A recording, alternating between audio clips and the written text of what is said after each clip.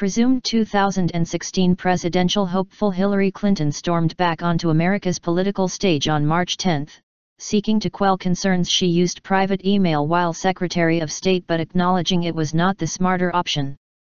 In her first public comments since the controversy erupted last week, Clinton said she exclusively used a personal email account as a matter of convenience, and insisted that the private server she used suffered no security breaches.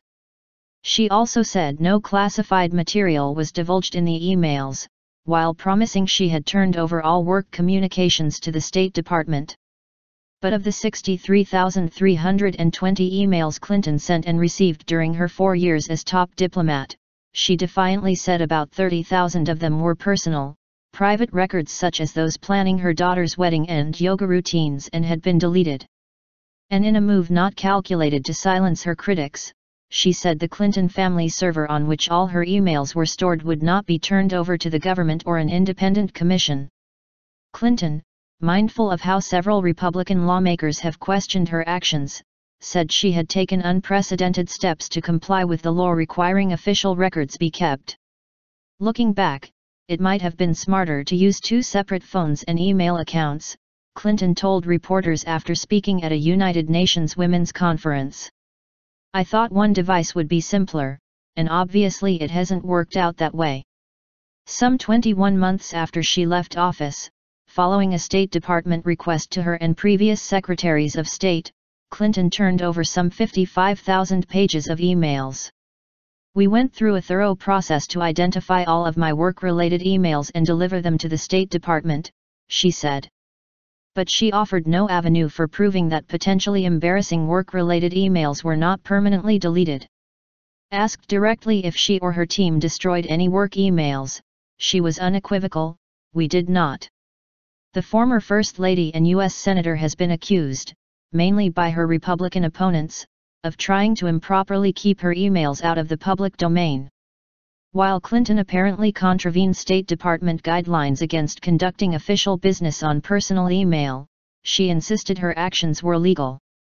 The 20-minute appearance, her first before a swarm of reporters since the email revelations last week, was an effort for the famous Democrat to tamp down the uproar before she possibly launches a run for the White House, as early as April.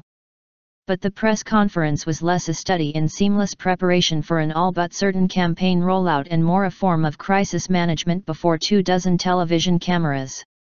Republicans kept up the pressure, demanding the entirety of Clinton's correspondence be reviewed for release.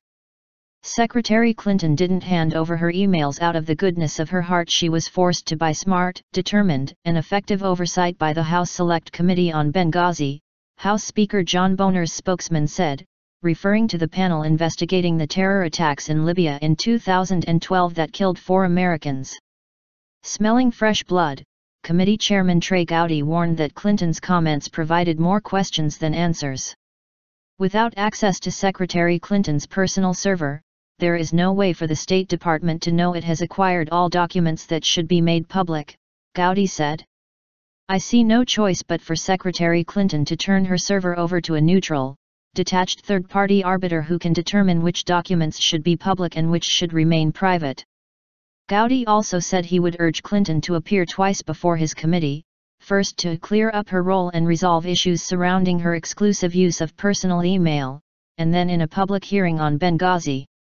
Clinton, who has laid low for months, had come under mounting pressure to address the emails, which Republicans have seized on as a sign Clinton may have sought to keep sensitive emails private despite her official communications being part of the public record. The email publication process will take months, but the State Department said it would soon release an initial batch of 300. Potential Republican presidential rival Jeb Bush recently released 250,000 emails from his time as Florida governor.